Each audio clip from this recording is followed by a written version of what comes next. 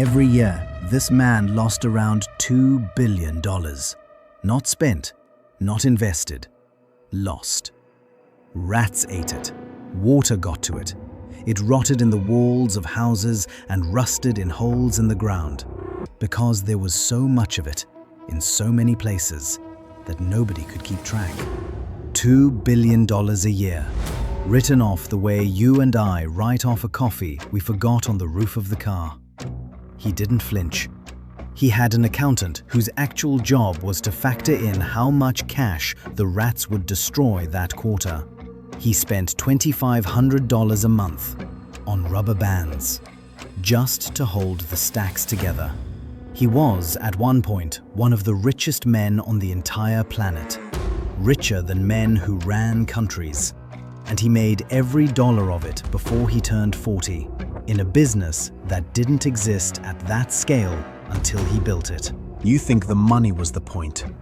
You think a man works that hard, kills that much, burns down that many lives because he wants to be rich. Wrong. The richest criminal who ever lived spent the back half of his life trying to buy the one thing all that money couldn't get him.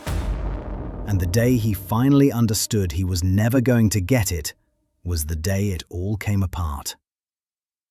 This is the story of Pablo Escobar, the man who had so much money he couldn't count it, and so little of everything else that it killed him. Stay with me, because the ending is not the one you've seen. He did not start rich. That's the first thing to understand. He grew up outside Medellín in Colombia, in a house with a dirt floor and not much else. His mother was a school teacher.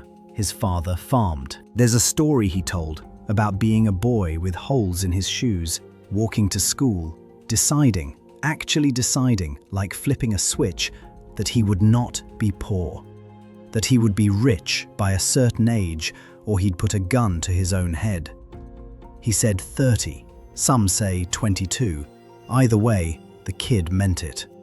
He started small and ugly, petty theft, reselling stolen goods. There's a legend that he stole headstones from a cemetery, sanded the names off, and sold them again. And whether that one's true or just the kind of thing people say about him later, it tells you exactly how the city saw him even then. A boy who looked at the world and saw only angles. And then, in the 1970s, the angle of a lifetime appeared.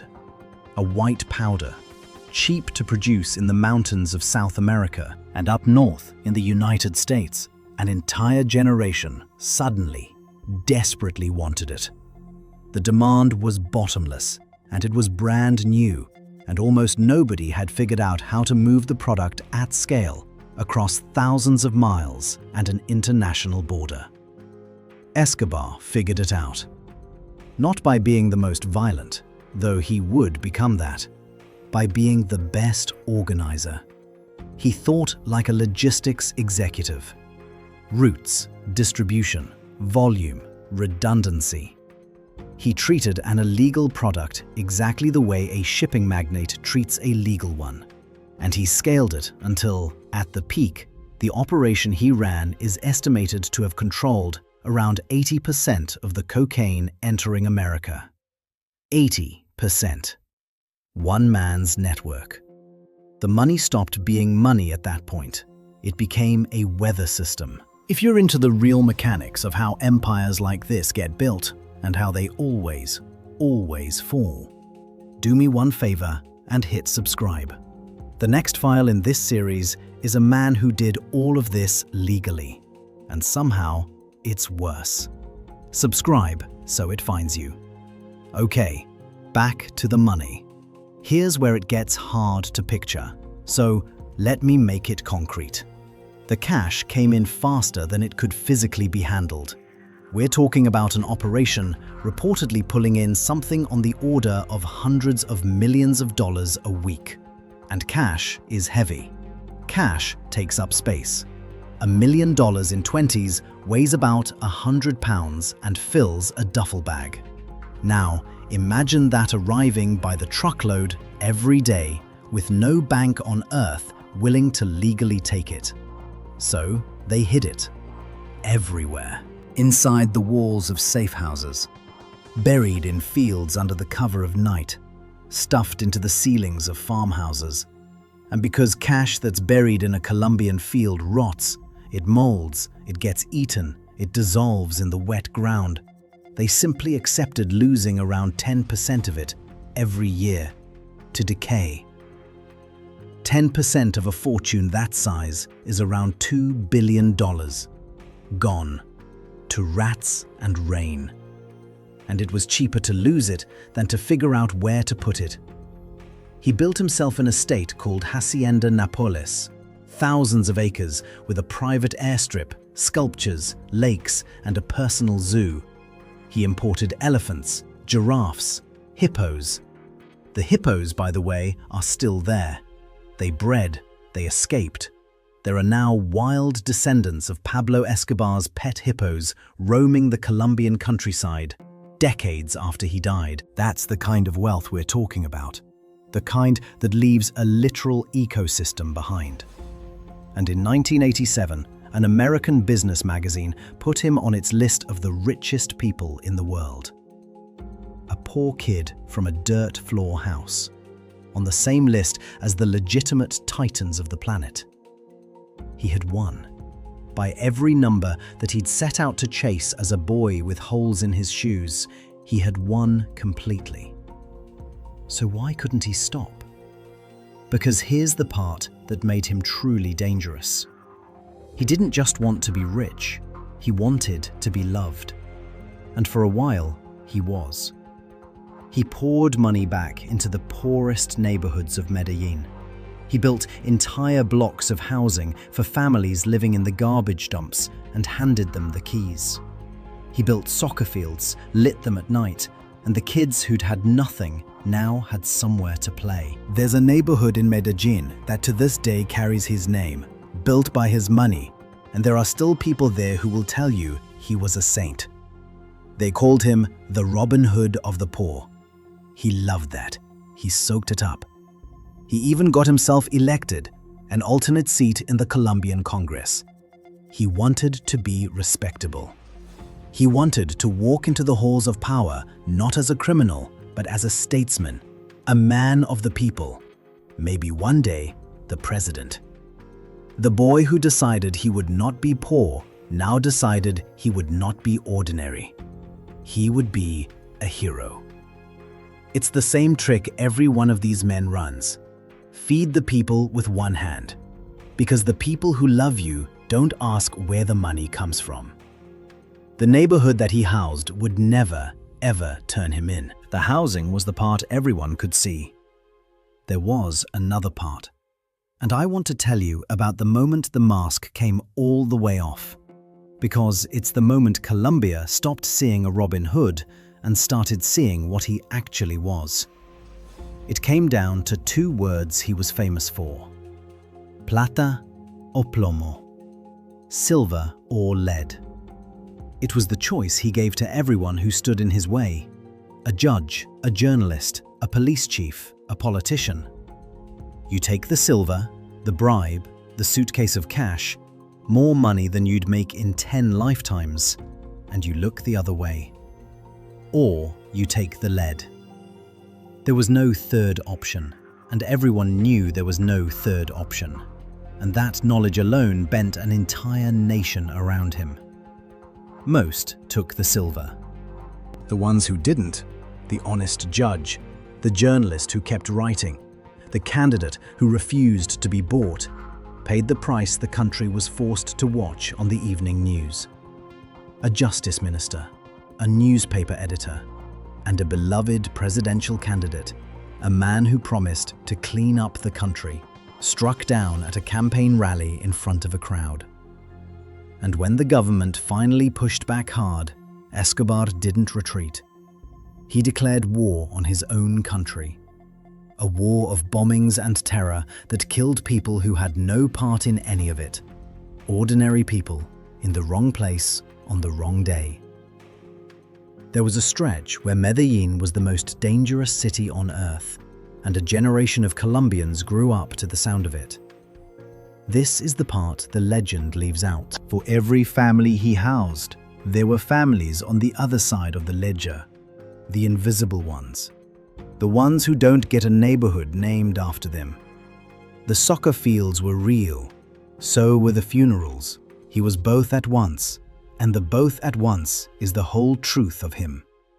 And it was that war, not the drugs, not the money, that finally made the most powerful country on earth decide that Pablo Escobar had to end. What they did first sounds like a joke, except it actually happened. By the early 1990s, the pressure was crushing. So Escobar cut a deal with the Colombian government. He would turn himself in and go to prison on one condition. He got to build the prison himself. And he did. They called it La Catedral. It sat on a hillside with a view of the city he came from. It had a soccer field, of course, a bar, a jacuzzi, comfortable beds, fine food, a telescope so he could look down at his own neighborhoods. The guards were people he approved of. He came and went. He ran his entire empire from inside the prison he'd designed for his own comfort. It wasn't a cell. It was a clubhouse with a legal address that kept the world off his back. He had, somehow, bought his way out of justice while technically being in prison. But it couldn't last. When the government finally moved to transfer him to a real facility, he simply walked out the back and disappeared into the mountains. And that's where the story turns. Because the moment he ran, the protection of the deal was gone. Now everyone was hunting him at once. A special police unit, trained and armed for one purpose: find him. American agencies with technology that could trace a phone call to a single rooftop.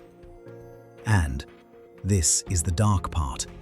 A shadowy group of his own former enemies and betrayed partners who started hunting his network from the inside, tearing apart the people and the safe houses and the family ties that had kept him untouchable for 15 years. The man who had 80% of a market and billions in the walls was, for the first time in his life, being made small. And here's the thing the money could never fix, the thing he'd been chasing the whole time without ever saying it out loud. He just wanted to be safe. He wanted his wife and his kids to be safe. By the end, the richest criminal in the history of the world was moving every single night, sleeping in a different bed, unable to use a phone for more than a few seconds, unable to hug his children without risking everything. He had $2 billion rotting in the ground, and he could not buy one quiet night under his own roof. There's a recording, one of the last things anyone has of him on the phone, trying to comfort his terrified family while telling them what to say, how to stay hidden, where not to go. A father. Just a frightened father at the end, with all the money in the world and nowhere on earth that was his. That was the thing he could never buy. To stop, to be ordinary, to be safe. The exact ordinary life he'd sworn as a boy he was too good for. On the 2nd of December, 1993, one day after his 44th birthday, the people hunting him traced him to a phone call he stayed on a few seconds too long. They found him on the rooftops of a middle-class neighborhood in Medellín, trying to run across the tiles, barefoot, heavy, slow. And it ended there, on a roof, in the city where it all began. No fortune, no army, no deal left to make. The Robin Hood of the poor, the man on the world's richest list, the man too rich to count his own money, alone on a rooftop, running, with nowhere left to go. So here's what the rubber bands and the hippos and the buried billions were really hiding. He thought money was the goal. As a boy with holes in his shoes, he decided the worst thing in the world was to be poor and ordinary, and he spent his whole life proving he was neither. And he was right. He became the least ordinary man on the planet. That was the trap. Because the further he climbed, the more there was to defend. And the more there was to defend, the less he could ever rest.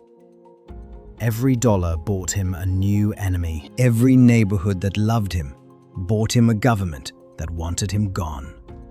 He built a fortune so big the rats couldn't finish eating it, and it bought him a life where he couldn't sleep in the same bed twice.